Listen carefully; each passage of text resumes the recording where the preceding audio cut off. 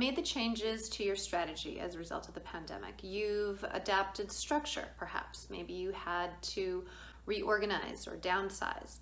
You may have even changed some processes that frankly were long in need of being changed and updated and morphing to attune to a rapidly changing environment. And yet here we are faced once again with a vast amount of uncertainty, whether it be from the Delta variant and how things are changing in your part of the world, or how your industry has continued to turn longstanding assumptions on its head.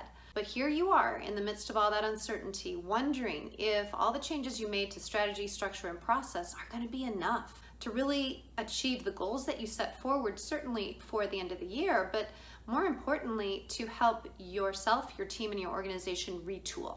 What's up, everybody? I'm Leanne Del Carpio, and I wanted to share with you some thoughts that are really prevalent in a lot of leaders' minds this week around how we really can retool for a rapidly changing world. And I think for a lot of us, it's very easy to go to the external visible systems first. Strategy, structure, and process are usually the go-tos, the things that we change first and foremost. And don't get me wrong, they're important. Of course, as the market changes and as the world changes, we need to realign our strategy, rethink our structure, reshape, frankly, processes and systems that probably should have been redone a while ago. But those are only the visible systems. And if we rely only on the visible systems to drive actual systemic change, we'll be found lacking. It's truly, in my experience, the invisible systems of the way that we think and how people feel and engage with the changes and how they're able to put concepts into practice, how mindsets impact actions, how emotions dictate thoughts and therefore actions. These kinds of things. This is the invisible structure that has far greater impact. And so as I was dialoguing with several leaders in healthcare, in life sciences, in pharmaceuticals, education reform, in oil and gas services, a variety of different industries this past week, really what came to mind for me is 4 key principles that my team and I always take to heart when we're thinking about how we can retool and be supporting the executive leaders that I'm honored enough to work with. And I thought it might be helpful to share with you. The 4 principles are the 4 R's of leading in a highly disruptive era. And the first one is to rethink. Oftentimes, when we face into the amount of uncertainty that we're facing today, we come armed with assumptions, long-standing assumptions, that have been the basis of our success in the past. And yes, there is the old adage that what got you here may not get you there. But as a colleague and I, Paul Kinzinger, had written about in a white paper together with Karen Walsh in some time ago, we talk about what got you here will actually leave you here in a highly disruptive era, because the basic assumptions that were prevalent and foundational to success in the past are simply no longer valid in an exponentially changing environment. So the first R is to rethink, to take a look at where we are right now in the year, where you are in your plans, where the market is changing, what all the uncertainties are, and surface every single one of your basic assumptions around which you have built your strategy for success.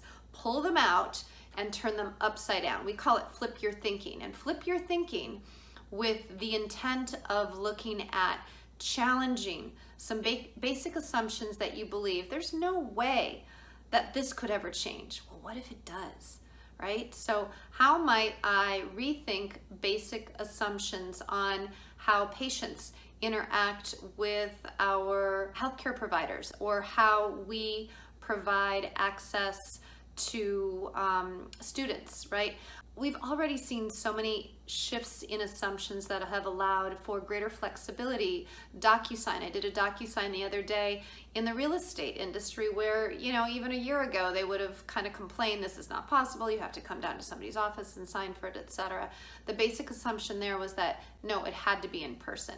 Of course, flipping that and moving so many things virtually has advanced since COVID. But what other basic assumptions might you be holding even on how you're organizing your time or your team that could be rethought. So that's principle number 1. Number 2 is to reimagine. And here it's really kind of thinking about what are the customer points of friction that I am really here to address. My team, my organization is here to address. Have I made any assumptions about what those points of friction are? And have I approached those points of friction with true empathy? What is the job, in air quotes, the job, the task, the thing that my customers are trying to achieve? And yes, there's the proverbial, what keeps them up at night? What's the pain that they're experiencing in terms of the inconveniences? But what are the emotions that they're experiencing? What can we learn by empathizing with what their customer points of friction are? And then what if we freed up not just our thinking, but our emotional connectivity with our customers to reimagine what would be possible if we could shift that emotional relationship with them? Then what would be possible? And begin your team brainstorming there. So rethink, reimagine. The next thing that we need to do is, thirdly, recalibrate. And to recalibrate beyond, again, strategy and structure, we need to think energetically. How do we need to adjust and kind of re-energize our team, the way that we are thinking about or approaching the challenges that we have at hand? So if we want to expand into a bigger vision, we not only need to look at the goal that we're trying to achieve, but we may need to recalibrate ourselves, expand ourselves into a more unlimited version of our own leadership. There may be ways that we're actually holding ourselves back from greater creativity and innovation simply because it's a default pattern of thinking, feeling, and behaving. Which leads me to the final R, which is to rewire. And in Reset and Rewire, my mini course on accelerating resilience, we go into this in much greater depth. But essentially, if you think about taking a look at your own physiology and how your either survival or creation state can drive certain feelings, thoughts, and actions, whether you are in a place of expansiveness or contraction. This rewiring of ourselves intentionally every single day as we face into the uncertainty in our email inbox, when we pick up the phone and listen to the voicemail from the latest challenge that we're getting from our marketplace, from our competitors, learning how there are brand new moves in the marketplace that we had not planned for.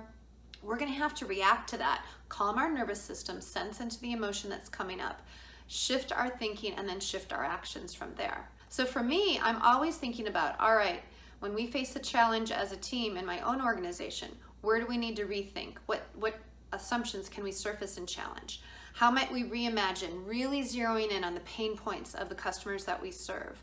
How might we then need to personally recalibrate and become a bigger version of ourselves, a bigger version of our leadership, moving past discomfort into expanded leadership, and then rewire the way that we have a default pattern for approaching these challenges. So these 4 principles, these 4 R's of leading exponential leadership in a highly disruptive era have been useful to me, and I hope that that might serve you as you face into the incredible amount of uncertainty that we're facing today. In fact, my team and I are actually using these 4 principles as we are moving through a rebranding of Inner Power International. Many years ago, I had formed Inner Power International with the concept that personal power, not positional authority, was really the source of greater leadership impact. And while that was a little bit more of a new idea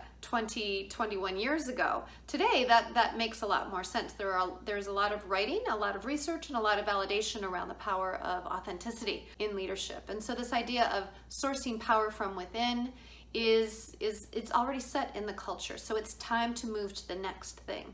And international was just a nod to the fact that I really wanted to serve leaders globally. Gratefully, I have been honored to serve so many of you around the world, and so I don't need to say international or global anymore. So Limitless Actualization is the new name of Inner Power International, where we're headed with our brand, and it really is a nod to the limitless possibilities that you as a leader can unleash and bring into actualization, bring into reality when you actually follow these 4 R's, when you take charge of your energy, harness your energy, and create a better, more impactful future for your community.